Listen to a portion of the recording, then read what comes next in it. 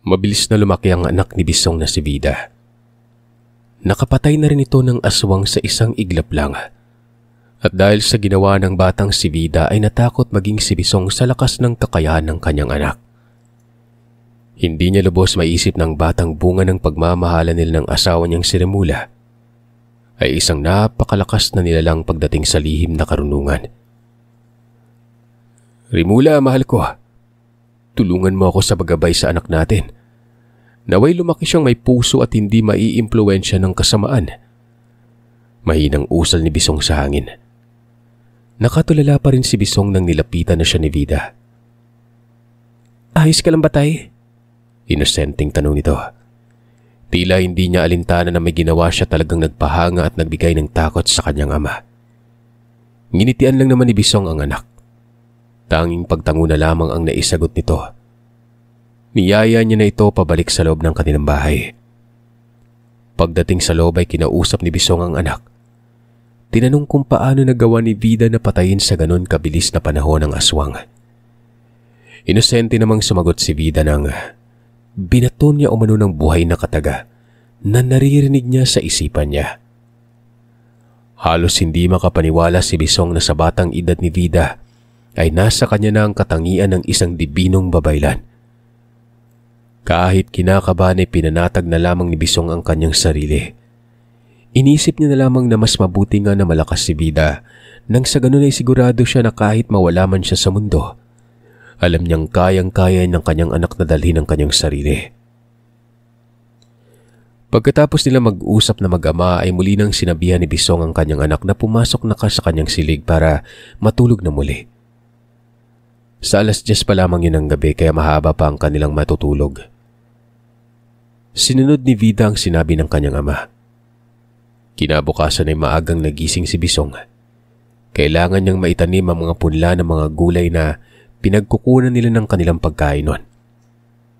Pupunta din siya sa pagmamay-ari niyang palayan para tingnan kung kailangan na ba nila itong anihin. Patapos na siya sa pagpupunla ng mga pananim ng nagising si Vida. Kagad na rin itong lumabas ng bahay at tumulong sa kanyang ama noon. Pero sinabihan na lamang ni Bisong ang anak na magluto na lamang ng kanilang agahan. Tumalima naman ang noon ay dalagitang si Vida para sundin ang utos ng kanyang ama. Isa sa gusto niyang gawin ang pagluluto kung kaya't masaya siya habang hinahanda ang mga sangkap na kanyang lulutuin. Sakto lang naman na nakatapos na siya sa pagluluto nang pumasok ang kanyang ama sa kubo. Nang nakita niyang papasok na ang kanyang ama, kaagad na niyang inihanda ang hapagkainan. Masarap na nagluto si Vida kung gaya't naparami ang kain ni Bisong ng araw na yon. Habang kumakain ay sinabi naman ni Bisong sa kanyang anak na kailangan niyang pumunta sa palayan. Kailangan niyang tingnan ang tanim nilang palay nang sa ganoon ay malalaman niya kung tama ang bilang niya na sa linggong ito ay aanihin ang kanyang pananim. Pumayag itong si Vida. Nagwika naman si Bisong na uuwi din naman siya kaagad bago magtanghalian. Nung una ay gusto pang sumama ng bata. Pero sinabihan na lamang siya ni Bisong na isasama siya nito kapag oras na talaga ng anihan. Wala namang nagawa si Vida kung di ang pumayag na lamang sa kagustuhan ng kanyang ama. Wala naman kasing problema sa kanyang maiwan lamang mag-isa sa bahay. Si Vida ang uri ng bata na salip na lumabas at makipaglaro sa mga bata, ay mas pinipili niyang manatili na lamang sa loob at magbasa ng libro ng lihim na karunungan. Bagay na pinagtataka ni Bisong kung paano siya natutong magbasa. Ni minsan na hindi niya pa tinuruan ang anak kung paano magbasa at magsulat nun. Pero nagulat na lamang siya nang nakakapagbasa at nakakapagsulat na si Vida. Ganun pa man ay ipinagpasalamat yun ni Bisong. Matalino at matanda na mag-isip ang kanyang anak. Isang hapon ay may dumating na isang may edad na lalaki. Ayon sa kanya ay nangangailangan siya ng tulong ni Bisong. "Yung apo ko'y namumuti na yung mata kay kakauwi lang namin galing sa ospital. Kaya humihingi ako ng tulong sa iyo, Manong. Tulungan mo yung apo ko, parang awa mo na." Nakita naman ng babaylan na hindi nagsisinungaling ang lalaki kung kaya't nakaramdam siya ng awa dito. Dahil doon ay nagpa siya ito na tulungan ng lalaki. Kinausap niya si Vida na aalis siya saglit.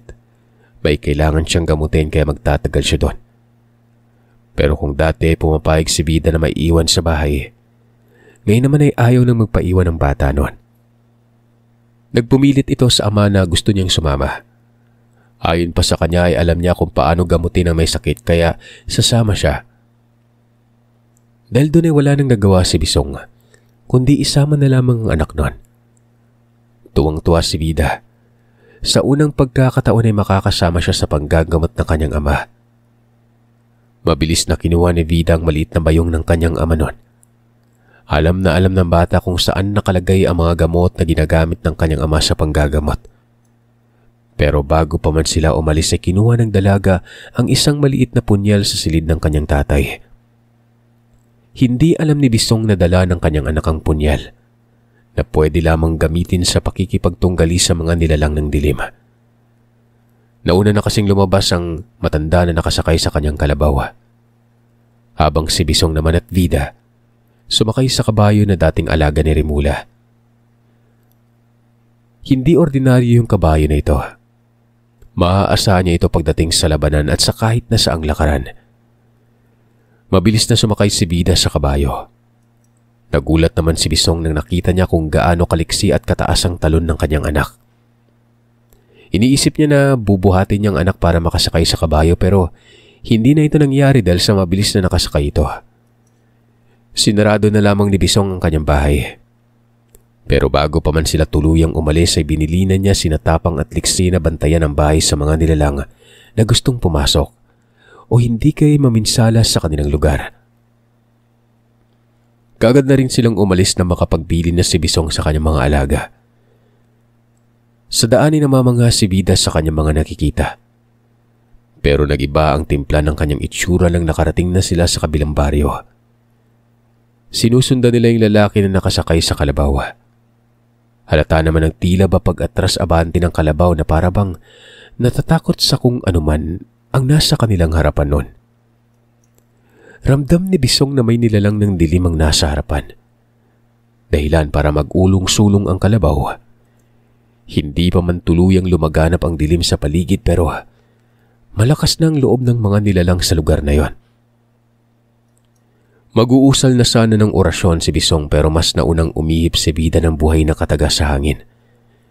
Kasunod nito ay ang paghiyaw umano ng nilalang na animoy nasasaktan. Bigla na lamang nagsipulasan na mahabang talahib na nasa tabi ng daan. Dahil doon, muling umabante sa paglalakad ng kalabaw. Ganun na rin ang kabayo na sinasakyan na mag-ama.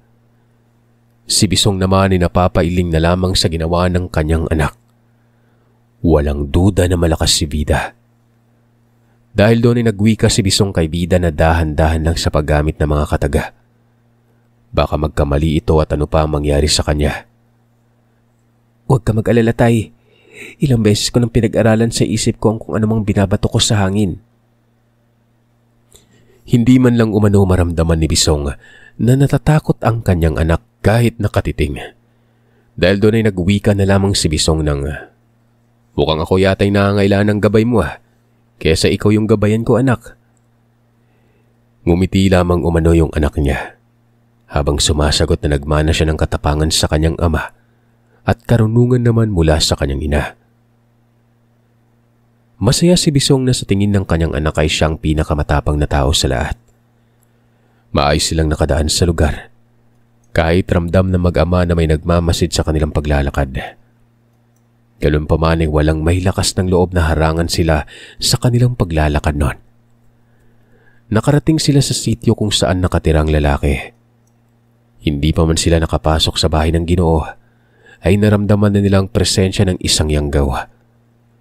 Animoy matanda na napailing si Vida sa kanyang naramdaman sa bahay ng Ginoo. Lolo, parang ilang araw nang iniinda ng apo mo yung karamdaman niya. Nilingon ng matanda si Vida. Humanga dahil sa sinabi nito. Ilang sandali pa ay bumukas ng pintuan at doon ay bumungad sa kanila ang mukha ng matandang babae na nababalot ng bawang ang katawan. May bitbit itong lagay ng asin at bakas sa mukha ng ginang ang takot at pag-aalala. Papasok na sila nang umakmang tatalo ng binatilyong apo ng matanda. Pero itinulak lamang ito ni Vida papasok sa loob ng bahay. Kasunod nito ay muling pag-ihip nito ng buhay na salita. Kaagad na natumbang lalaki sa sahig, bagay na ikinagulat ng dalawang matanda nun. Halos hindi sila makapaniwala na ang batang kagaya ni Vida ay walang kahirap-hirap na pinatulog ang noon ay inaatake ng pagiging yanggaw nilang apo. Pagkatapos mawala ng malay ang binatilyo, pasimpleng umupo ang maglolo sa upuan na gawa sa kawayan. "Bisong, babaylan din ba yung anak mong ito?" tanong ng matanda. "Mas nakakatakot yan kaysa sa akin, Manong. Maiksi lang yung pasensya ng batang yan." Tumayo si Vida at nagmano sa ginang. Tuwang-tuwa naman ang ginang sa kanya.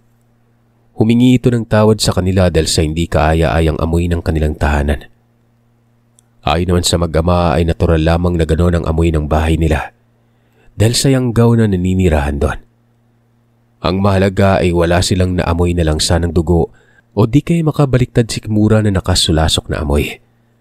Dahil yun ang patunay na hindi pa nakakakain ng hilaw na karne ang binatilyo. Dahil wala pang malay ang binatilyo kung kaya't mas pinili na muna nila ang kumain ng hapunan at uminom ng kape. Habang ang batang si Vida naman ay pinagtimpla ng ginang ng mainit na tsokolate. Habang magkakarap sa mesa, may napansin ang batang si Vida. Nakita niya kung paano umiba ang kulay ng mata ng ginang. Ganun na rin ang matandang lalaki noon. Batid niyang hindi nagsisinungaling ang mag-asawa na nayanggaw ang kanilang apo ng aswang. Pero batid niya rin na aswang ang mag-asawa. Pero taliwas sa iilan, alam niyang mabuting nilalang ang mga ito. Dahil na rin sa nakita niyang nakapalibot sa katawan nito nang dumating sila. Ganun na rin ang garapon na puno ng asin na bitbit ng ginang. At higit sa lahat ay hindi ko makain ng hilaw na karne ang mag-asawa noon. Saglit na natahimik si Vida. Maya-maya ay nagwika ito ng, "Maliban po sa nayanggaw yung apo ninyo ng ibang lahi, meron po ba kayong gustong ipagtapat sa amin, Lola?" Nagulat ang mga ito sa tinuran niya. Maging si Bisong na abala sa kanyang kinakain ay napatingin sa kanyang anak. Natigilan na mag-asawa at yumuko. Ilang sandali pa ay sinalubong din nila ang mga tingin ni Vida. Ipinagtapat nila sa mag-ama na may lahing aswang din ng kanilang pamilya. Ganun pa man ay sinabi din nila na hindi sila masamang aswang. Hindi din sila basta-basta dahil nabibilang umano sila sa gabunan. "Sa katunayan, pinuno ng gabunan ang ama ng aking asawa. Pero mas pinili naming lumayo para makapamuhay kami ng tahimik at walang sinasaktang tao." Pagtatapat na mag-asawa kina Bisong at Vida. Tumango naman si Vida. Sinabi niya ditong batid niya ang pagiging mabuting tao ng mga yon. Sinabi niya rin sa mag-asawa na huwag nang mag-alala dahil hindi sila basta-bastang pumapatay ng aswang. Alam na mag-ama kung sino ang mabuti at kung sino ang masama. At sa kaso ng mag-asawa ay batid nilang kabutihan ng mga ito. Doon pa lamang tuluyang napagtanto ni Bisong kung bakit hindi sila tuluyang nilapitan ng mga nilalang kanina sa daan.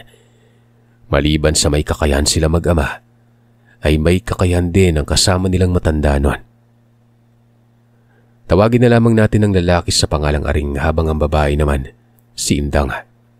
At ang kanilang apo, si Rani. Ayon kay Indang ay pinapabayaan lang nila na makipaglaro ang kanilang apo sa kapwa nito kabataan.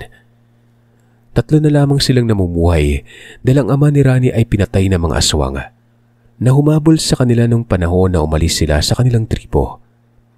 At dahil wala sa ama ni Rani ang dugo ng pagiging pinunong gabunan, kaya't inialay na lamang nito ang kanyang buhay, alang-alang sa kaligtasan ng kanyang mga magulang at anak.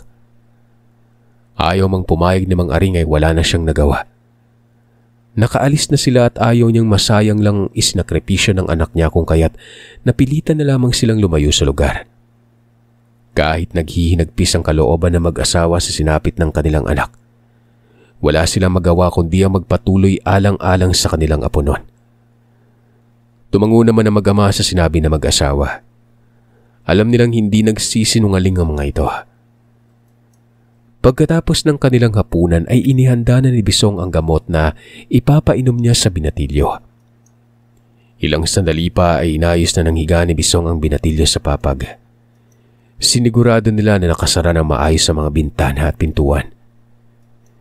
Ilang sandali pa ay sinimulan ng hilutin ni Bisong ang tiyan na binatilyo. Pero nang nakita ni Vida na animoy hindi umuubrang panghihilot nito, ay sinabi niya sa ama na susubukan niyang siya ang mag-alis ng bertud. Tumabi si Bisong nang narinig niya ang sinabi ng anak. Si Vida naman ang lumapit sa noon ay wala pa ring malay na binatilyo. Inilapat niya ang palad sa sikmura ng binatilyo at nagsimulang mag-usal. Animoy minasahin niya ang tiyan ng binatilyo muna sa sikmura hanggang sa ibaba ng kanyang pusod. Ilang sandali pa ay dahan-dahang dumalaw ang binatilyong si Rani. Kasunod nito ay ang mabilis na paghinga ng binatilyo na may kasamang pagduduwal. Kaagad na kinuha ni Vida ang maliit na batya na kanina pa nakaabang para sukahan ng binatilyo. Ilang sandali pa ay tuluyan ng nagsuka si Rani. Nung una ay puro laway lamang ang iniluwa nito, hanggang sa nagsuka na ito ng mga buo-buong laman. Hanggang sa tuluyan na itong nakapagluwa ng animoy itlog ng palaka na kulay itim. Tumpok-tumpok din ang animoy itlog na yon. Kaagad namang inusalan ni Vida ng buhay na salita ang mga itlog. Unti-unting natuyo ang tumpok ng itlog na kanina ay basang-basa pa ng laway. Habang si Bisong naman ay abala na sa pagpapainom ng gamot sa binatilyo.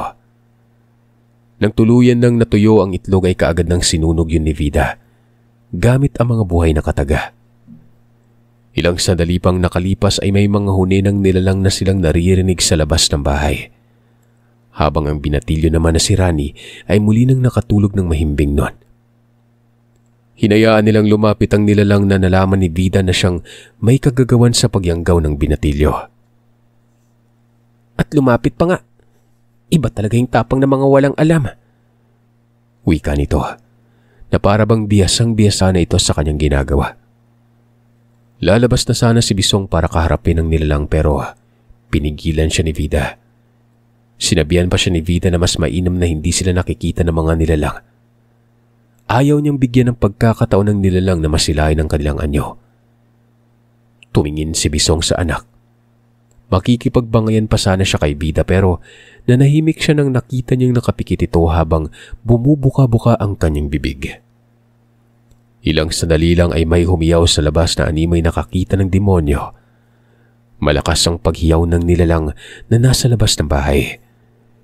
Pero bago pa man marinig ng iba pang aswang ang mga hiyaw na ito, kaagad na tinigal po yun ni Vida. Dahilan para bigla na lamang manahimik ang nilalang sa labas. Ilang sandali pang lumipas ay halos mapaigtad ang mag-asawang Indang at Aring nang biglang sumiklab ang apoy sa likurang bahagi ng kanilang tahanan. Hindi naman nagtagal ang apoy. Yun bang parang may sinigaan lang sa lugar. Namamangha naman na pinagmasdan na mag-asawa ang batang si Vida. Totoo ba yung nakikita namin sa iyo, Iha? Napakalakas mong uri ng babaylan. Pabulong na wika ni Aling Indang kay Vida noon. Yun bang takot na takot siyang may ibang nakakarinig sa mga sinasabi niya sa bata? Ngumiti na lamang si Vida sa ginang. Samantalang sumagot naman si Bisong nang, Anak ko yan. Sa tingin niyo, saan pa ba siya magmana? Pagmamalaki nito. Tumango naman na mag-asawa habang sumasang-ayon sa sinabi ng Ginoo. Dahil sa alam nilang maayos ng kalagayan ng binatilyo. Napagpasya na mag-ama ng paalam na sa mag-asawa na uuwi na sila. Alam ko may kakayahan na kayong bantayan ang binatilyo ninyong apo. Ramdam ko rin na hindi magtatagal at hindi ligtas ang paninira niyo sa lugar na ito. Bukas pagising ng anak niyo, pumunta kayo sa bahay. May pag-uusapan tayo. Wika ni Bisong. Tumango ang dalawa at nagpasalamat sa mag-ama. Sinabi din ng mga ito na pupunta sila sa bahay na maglolo kinabukasan. Paglabas na mag-ama sa tahanan na mag-anak ay muling nag-usal ng sabulag si Vida. Ginawa niya yon para itago ang kubo ng mag-anak. Pagkatapos ay sumakay na sila sa kabayo at nagsimulang maglakbay pa uwi sa kanila. Habang nasa daan ay panaka-naka silang nakakarinig ng mga huni ng ibong tikwi. Ang tikwi ay isang uri ng ibon na alaga umano ng mga aswang. Ang paghuni nila ay ang pagbibigay ng hudyat sa kanilang amo na may tao sa paligid. At base sa huni ng ibon ay sasalakay ang aswang para biktimahin ng kung sino mang nakita ng kanyang alaga. Sige, lumapit ka. Tingnan natin kung saan ka dadalhin ng pagiging gahaman mo sa laman. Wika ni Vida. Ilang sandali lang lumipas ay may narinig na silang mahinang paghuni ng wakwak. Kung kaya't sinabihan ni Bisong si Vida na humanda na. Pinakapit niya ng maayos si Vida. Ayon sa kanya ay patatakbuhin niyang kabayo. Pero sinabihan ni Vidang ama na hayaan na lamang ang mga nilalang na lumapit nun. Hindi na sila ang may kasalanan kung ano man ang mangyari sa mga ito. Ikaw talagang bata ka.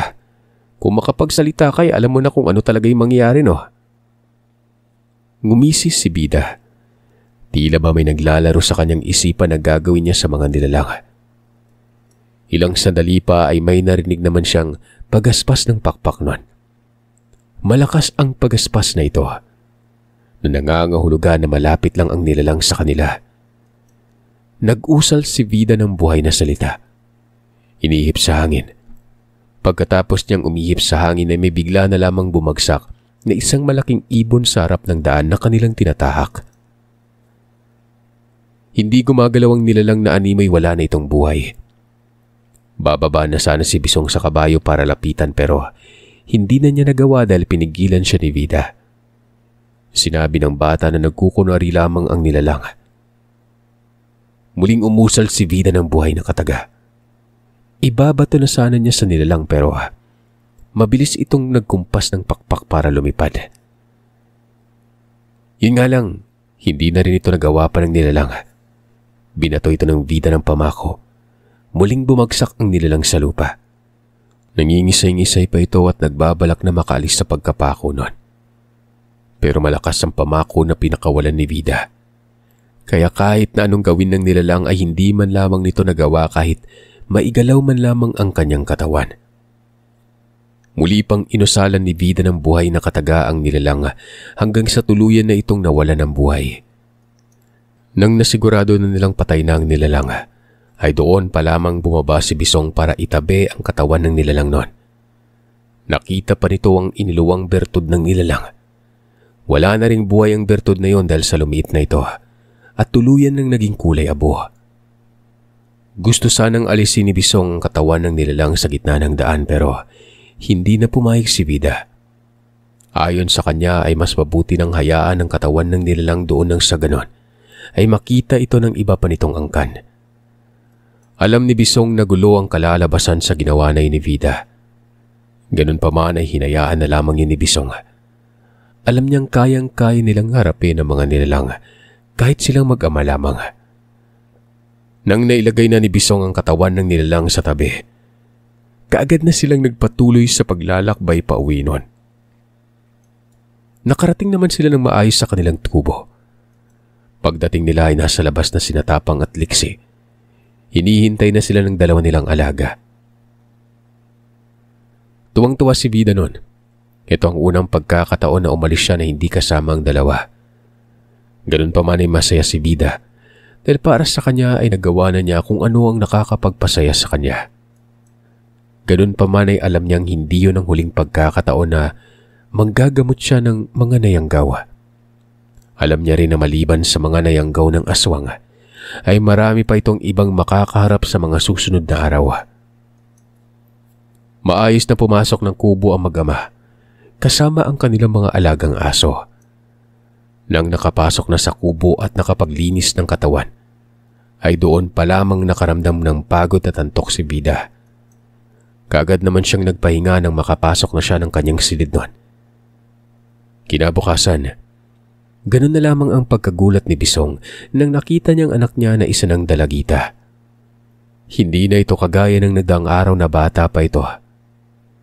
Ganun pa man ay naiintindihan ni Bisong kung ano ang nangyari. Alam na niya ang kalagayan ni Vida. Ganun pa man ay hindi niya napigilan ang mamangha sa mabilis na paglaki ng kanyang anak. Kung tutuusin ay mahigit 5 taong gulang pa lamang ito, pero dahil sa dugo ng engkanto na nasa katauhan ni Vida, kaya mabilis ang kanyang paglaki. Hindi nagtagal ay may dumating na kalabaw. May kalesa na ito at sakay ng kalabaw ang pamilya ni Aring. Nasa kangga nakasakay ang kanyang asawang si Indang at itong si Rani. Kaagad na pinapasok ni Bisong ang mga ito. Napansin din nila na tila ba hindi nang katulog ng maayos sa mag-asawa. Si Vida na yung naghanda ng kape at ng nilagang saging nang sa ganoon ay may makakain sila sa agahan. Kinamusta naman ni Bisong si Rani at kung may nanggulo pa rin ba sa kanila nung umalis na silang mag-ama. May mga naririnig kaming ingay sa labas ng bahay. Ganun pa man na hindi naman sila nakapasok kaya malakas ang loob ko na kayo yung nagbigay ng proteksyon sa amin. Tumango si Vida. Siya naman talagang nag-usal ang mataas na antas ng sabulag sa tahanan ng mag-anak na yon. Si Bisong ang nagsabi sa mag-anak sa ginawa ni Vida kung kaya't gano'n na lamang ang pasasalamat ng ginang dito.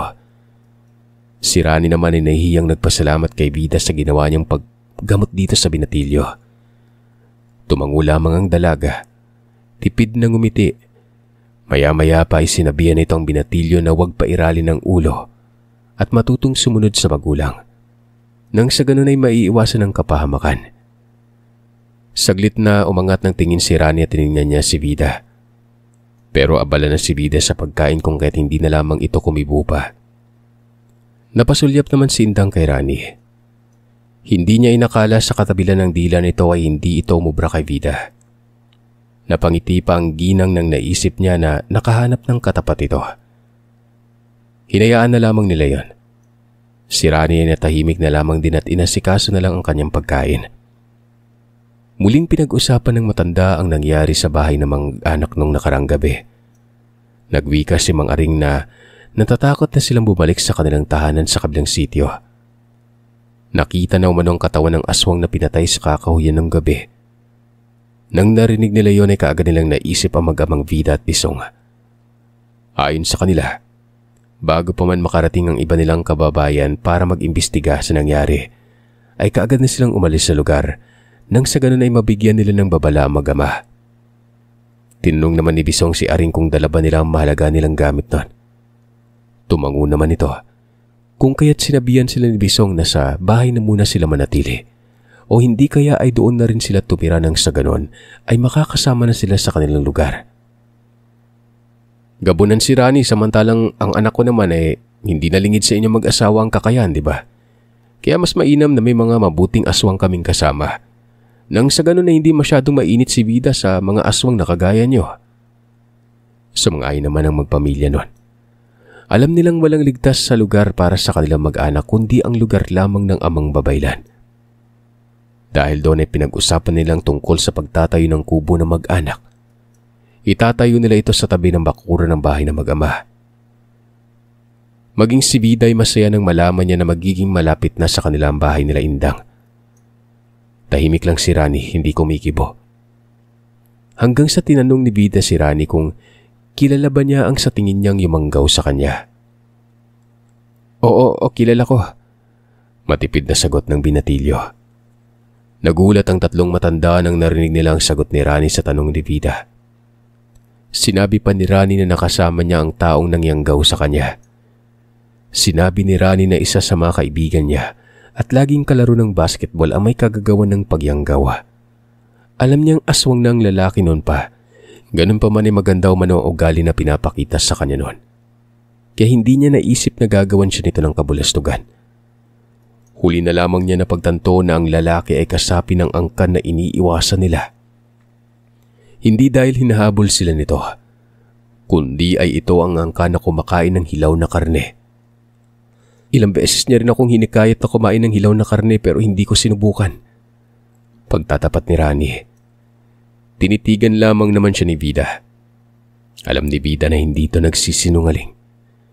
Ganun pa man ay napapailing siya sa binatilyo dahil para sa kanya ay kabaliwan na ang sumama pa sa tao na ilang beses nang niyaya na kumain ng hilaw na karne. Mabuti na lamang at malakas sa mag-asawang Indang at Arning dahil doon ay naging malakas ang disiplina ni Rani sa kanyang sarili. Mabuti na lang Magaling ang lola at lola mo. Nagkataong mahina silang uri ng gabunan siguro ngayon. Isa ka ng ganap na masamang aswang.